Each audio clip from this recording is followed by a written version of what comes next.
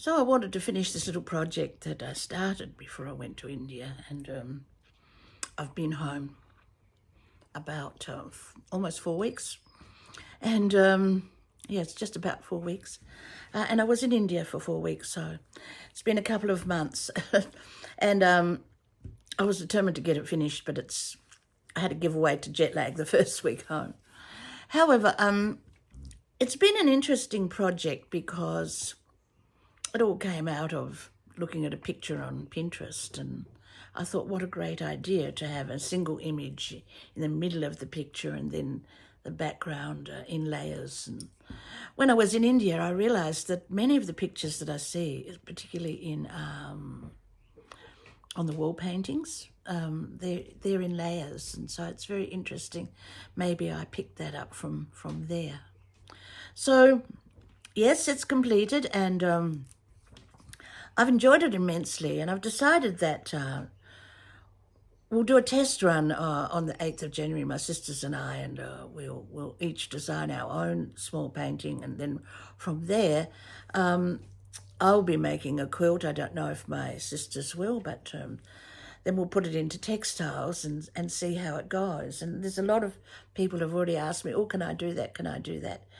And yes, I think I'll do it as a single class. So this is where I work, where I made this painting, and I go up to the shack, which is a little 1950s shack up the river, about an hour and a bit from our house, and there's no interruptions, and I don't have to jump up and do the washing and things like this, and it's just a beautiful environment to work in. And because the drawing was all about the shack, the feelings that I get and the things that I see up there, I think it had merit. I've not done a painting like this before, and I think that it's worked out okay. I mean, it was just an experiment, and I'm still experimenting as to how to do the quilt, so we are yet to continue. So I have some shadows on this picture, but it's just the sunlight coming in from the rooftop. I've just I'm experimenting with a lot of other things because, this is all a bit new to me. So I've used all-purpose ink. I've got heaps of this here in my studio, and this is the Sukaneko all-purpose ink, and it's pigment ink, and I use it a lot for working on fabric. And then, of course, when I thought about it, of course, this canvas is a form of fabric anyway. I don't know how they make it, but I do have some linen fabric that I could use, a canvas. But this is one of those, framed ones. So I have used this one for this bright yellow that I love here. It's a gorgeous colour, isn't it? But as I drew this, you can see that I've gone over the edges a little bit. It doesn't really matter, obviously, but the Posca ink is wonderful because that is so, it's not quite the right colour, same colour. But you can see I've taken out the edges there, and I haven't got any rough edges here. I still haven't put any detail into here. Really, I don't know what I'm doing, to be honest. But I'm just playing. So, yeah, that tidies that up a little bit, doesn't it? There we go. Just takes the edge off there. What will I put in here? Don't know. But I want it to look like the rapeseed fields that we have right at the moment. So I've taken the edge off there. And, I could do it black.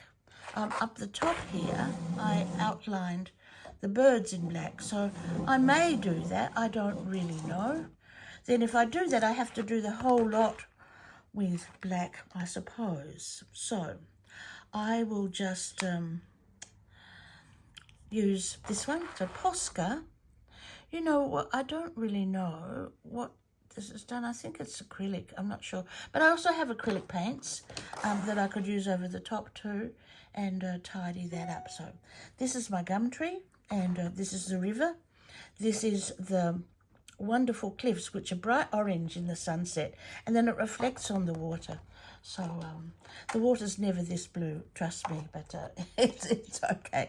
And this is the river.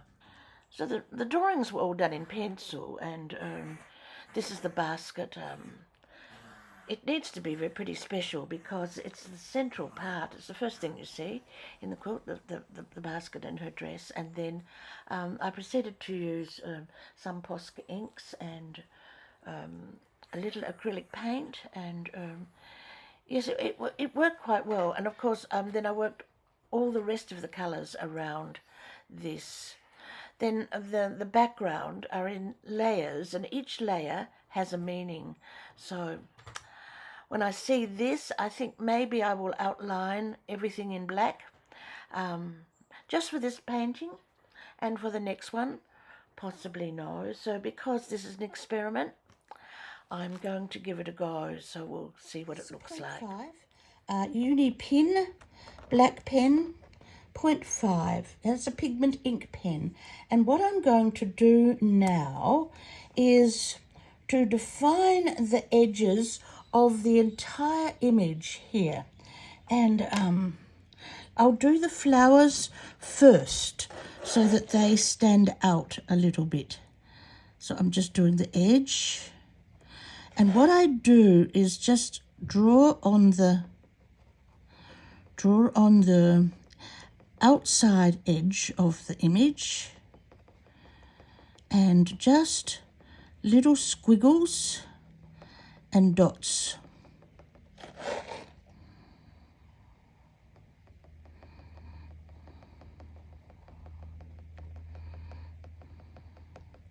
Very simple, to be honest. This is a little bit harder to do it on here than on paper, but it will have the same effect. Little squiggles, take a few little dots down into there. So that's defined that petal.